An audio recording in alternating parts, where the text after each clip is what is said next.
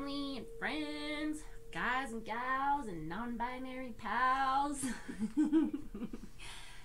We figure it's about time for an update. So, it's been a couple months now since our last update on what's been going on with Evan. And in some ways a lot has happened, and in some ways not a whole lot has changed in that time. In regards to a lot that's happened, we've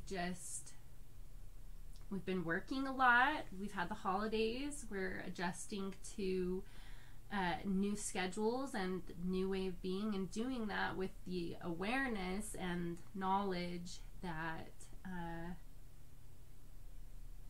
Evan's got a new challenge to deal with. So I think just regarding the challenges, I have learned a very valuable lesson over the Christmas break that kind of didn't eat so well on vacation, didn't really exercise every day, stayed active enough, but just in a week and a half of being a little sedentary and not eating optimally, I guess is a good way of putting it, I noticed some dystonia in my foot. what is dystonia? Dystonia is where the muscles begin to shorten and contract, so my toes were curling under on my right foot. I talked to a friend, and she mentioned that I might need to be supplementing with magnesium. Upon supplementing with magnesium, getting back into the swing of things and keeping my diet healthier, within just a couple of days, the dystonia kind of went away. Nice. And I haven't really had any reoccurrences of that. There's good days and there's bad days. I call them shaky days.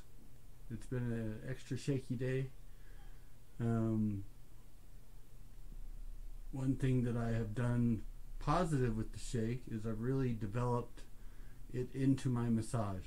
That's true. And I get compliments all the time. They're just like, I don't know how you do that. And when they find out it's because I have Parkinson's, they're like, wow, you're just owning it. You're just making it yours. And my trainer at work said that that's what I should do. And so I really took that to heart and just ran with it. Right. It's beautiful to watch. It's beautiful when I get to hear people comment on his tremor, because I've felt it as long as I've been receiving massages from him, and it truly is kind of magical. There's something about it that I mean, in massage all the time we use vibratory strokes. We use vibration as a way of loosening up tissue or loosening up calcification. And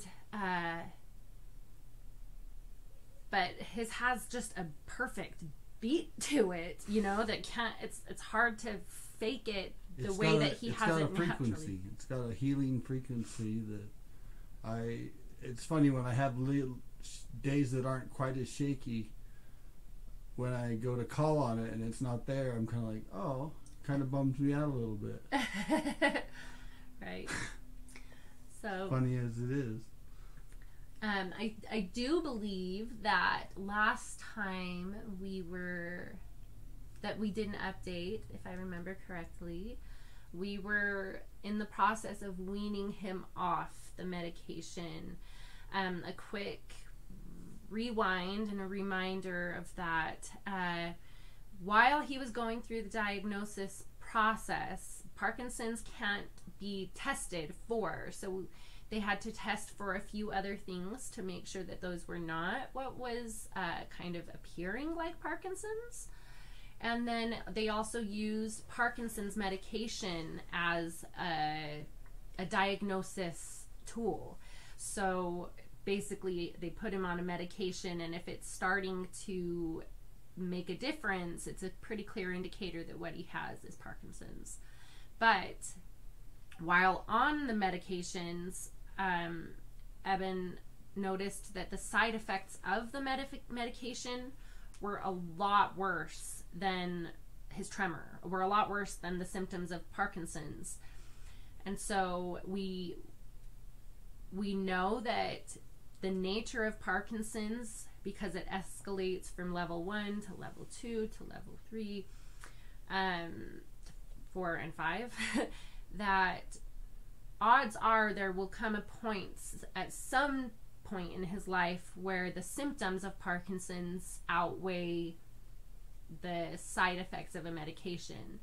But we weren't there yet, and the quality of his life was pretty diminished from the medication as opposed to dealing with the tremor. So this was not a decision that we just took upon ourselves to make, because it was really important to us from the moment we found out that he even might have Parkinson's. We've really wanted to honor the strengths of Eastern approach to healing and the strengths of the Western approach to healing, and to find a marriage of those two that would really be his ideal healing place. And so it was important to us, even if we were weaning off the medication, that be a decision that included our neurological team, his neurological team, and not be made against their advice, but with their blessing. And she did indicate when we talked to her about weaning him off that typically they really encourage medicating either way, even though the medications do nothing in terms of slowing the progression of the disease. But she also kind of honored me in that situation by indicating that not everyone has me as a partner, and that gave her a different level of confidence, which was a huge compliment, I think. Oh yeah, for sure. And I think it's probably hard for some people because they have positions at their work or positions in their family or their communities where a tremor can be seen as a sign of weakness, where I'm using it as a strength in my healing work, right, that I'm doing for myself and for others. And so there's also even just the fact that, you know, someone with Parkinson's can often be mistaken as somebody who's drunk or who's inebriated in some way. And we slur a little more, we drool a little more, we stumble a little more. And so for some people that's embarrassing, and that's totally understandable why that would be kind of embarrassing, that they might not want to be seen that way. That's not an issue for Evan. So for us, we didn't need to play that particular detail into how we were deciding to proceed with or without medication. Mm-hmm. One thing that's important to me is that if the symptoms of Parkinson's are starting to get to a point where it's annoying him to that degree, that we acknowledge it sooner than later, because these are not medications where you take them and a week later you're doing better. They take months and months to work into your chemistry, your brain chemistry, and you're literally rewiring your brain chemistry. And they're not something that you can just stop cold turkey, because it'll shock the system and crash the system. So we get to be really present with his circumstances at any given time and recognize if or when that pivot point is approaching, so that he's not so frustrated by the symptoms by the time that we're even starting to incorporate medications again, that I feel like that could be a recipe for depression, and I don't really want to create that either. So it's something we're going to have to look at monthly, weekly, daily, sometimes. Day by day. Mm-hmm. I think emotionally for me, the things that have come up the most are the what ifs. What if this thing progresses quicker than normal? Which normal is perspective, because what's normal for one person with Parkinson's isn't normal for someone else. What if there's just lots of what ifs, and I think when we get caught up in those what ifs, we're caught up in the future. We're not present, because the what ifs never happen now, they always happen then or in the future. Well, and not only that, but we tend to get caught in negative what ifs. You know, even just this morning, Evan told me he had a nightmare last night that was based around leaving me with a large financial burden and what that would mean for me. And that's a pretty big what if. And I can see why that would be, you know, a subconscious fear coming up for him while he's sleeping. And it's not a big fear for me, but I can understand why that comes up for him. But in the world of what ifs, it seems that a lot of us tend to get caught up in all of the what if that goes wrong. What if it's worse than I thought it was going to be? What if it's awful? And what I've really tried to focus my attention on this last couple of months, because we first started talking about the what ifs conversation and even maybe doing a video on what ifs like 2 months ago. But so it planted a seed, and I've been trying really during this time to focus on the what if it's awesome. What if there's great things that happen that we're not considering? What about all of the potential beautiful blessings that might be coming? And whenever I get one of those big scary what ifs in my head, I try to at least match it, not just erase it and pretend that fear is non-existent, but to just match it with a neutralizing what if that reminds me that there's a flip side to that coin too. Counting our blessings and our gratitude toward what we have and what we're experiencing in the moment really brings us back to the moment and out of the what ifs, because gratitude and blessings, when you're looking at them in the moment, are in the moment, and they bring you back to that moment, which is the most important thing in staying present with it and staying positive and knowing that we're going to get through this. And I think the biggest thing that I've learned from this, not that I wasn't already a pretty present moment aware person, is that every moment is precious, is a gift, you know, and to live life to the fullest no matter what is really starting to be the only way I function. Oh, for sure. No matter what I'm doing, I find the zen in that moment. I find the joy in that moment. And I don't compare it to the last moment or the moments to come. Right. Because comparison's the thief of joy. Comparison is definitely the thief of joy.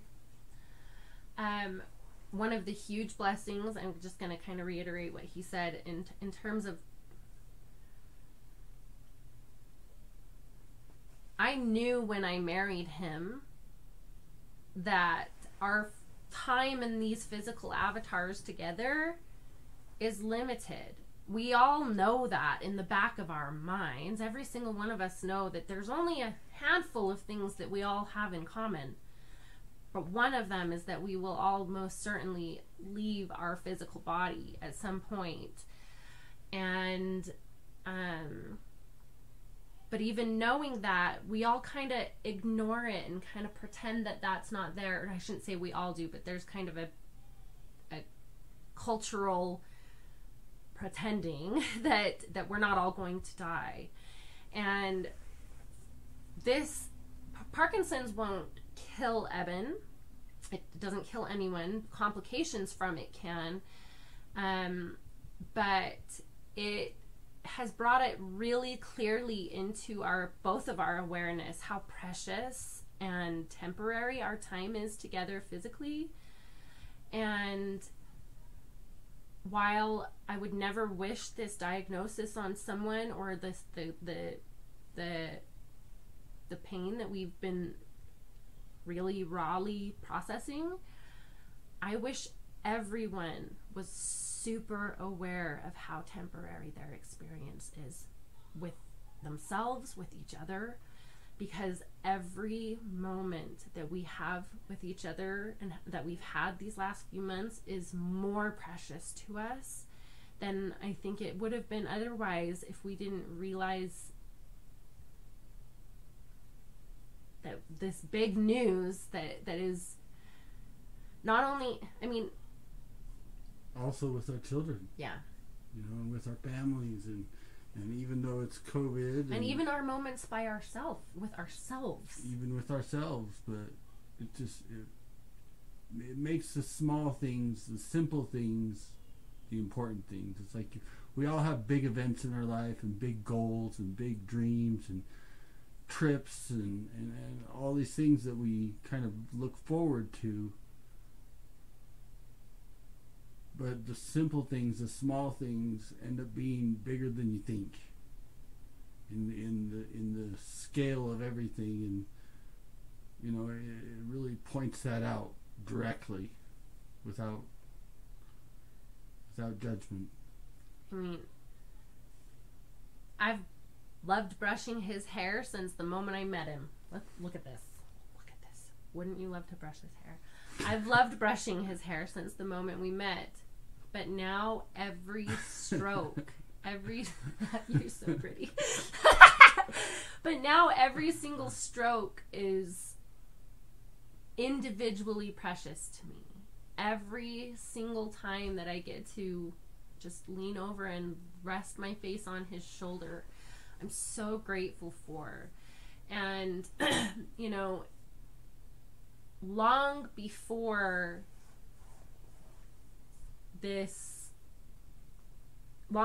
he's likely to be taken from me entirely physically, we will have certain things taken from us that we won't be able to do anymore.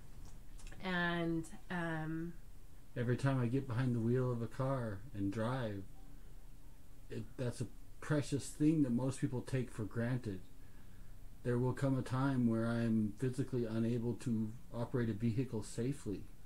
Well, even, for instance, even watching, many of you saw a post a couple months ago where I was watching him file his fingernails, and he was doing it with such concentration, but not concentration because it was hard. It was like he was so involved in it. And as massage therapists, we do this all the time. But I was watching him do it in a different way than I'd ever seen, and I asked him, and he said, I'm just so grateful that I can file my own fingernails. And it hit me really, really deeply, because that's something that most of us hate having to do. Most of us hate having to file our nails or clip our fingernails, especially if you ask massage therapists. They're all sick of it. Trust me. And yet, to be able to acknowledge that that was such a gift to be able to do for himself, I can't feel bad for myself anymore when I have to do it. I just can't. It's just gone. The feeling of, I can't believe I have to do this again, is just, it's non-existent, because he helped me. My perspective changed in a way that it can't change back. So, yeah, I would never wish this exact set of circumstances on anyone, but I do wish every single person could get present with, we are limitless beings having a limited experience, and every moment of this experience is precious. The ups and the downs. I don't love the sadness that I've had to look in the eyes this last couple of months, but I love that I love him so much that it makes me sad. You know, so it's just, I realize that we have a gift of presence that every single person could have if they got really honest with themselves about the fact that this is a temporary experience, and it's sacred and precious, and things that typically annoy us our gifts, especially when we can do them for ourselves and we haven't got to the point where we need somebody else to do them for us. And what a lot of people might consider mundane, I see as a gift. You know, what people take for granted because it's just so easy and natural, I see as a gift now. I see as a blessing that I can still do those things. And it's just, it's amazing to really witness and observe what's going on for me physically, and knowing that inside, in the essence of who I am, I'm happy. I'm happy inside. And you know, being happy is something that you discover. You never don't have it. Hey, it's always inside. Can I make you happy? No, but you make me happier. Happiness comes from within, but we can definitely find things out in the world that magnify that state of happiness. But if we seek happiness outside of ourselves, it will always elude us, because that's just not where it is. No. You won't find happiness in things. You won't find happiness in people, in events, in trips. Money. Mm-mm. But when you enjoy the things you're doing, that brings joy to your happiness and makes you happier. Mm-hmm. And life's really, truly to be enjoyed. And I enjoy life with you. I enjoy life with you. Thank you. Thank you. I am grateful right now for Parkinson's, because Parkinson's is proving to be a really great teacher. I would love to find a cure. I would love to see his arm not shaking anymore. But I also love his shake. It's so paradoxical. That's the existence on this third dimensional plane that we all share. It's just one big paradox, isn't it? But we're grateful for you. we're so grateful for you. And like and share this. Spread our words, and you know, thank you for listening, and thank you for watching. And please always feel free to reach out if you have questions, if you need a massage, if you need a massage, or if you just want to talk. You know, we're so open. We're looking with willing and open eyes for the blessings that are hidden in this situation, in this equation, and there's no doubt in my mind that you could be one of those blessings. So, and it's amazing to me how knowledge and things that have helped me getting through this have come from all over the place, from friends, from family, from people I don't know. And it blows my mind that something you think might help me might actually help me. But one of the things that's blowing my mind is how many people he's helping that don't have Parkinson's, but have other things that they're dealing with, other diagnosis or other life circumstances that they're dealing with that are not Parkinson's related at all, but that his words are helping them find peace with those situations. So, you know, please feel free to come to us, and please feel free to share his story with anyone that you think would benefit from it. We appreciate you all so much. Thank you, thank you, thank you. Thank you, thank you, thank you. Love you.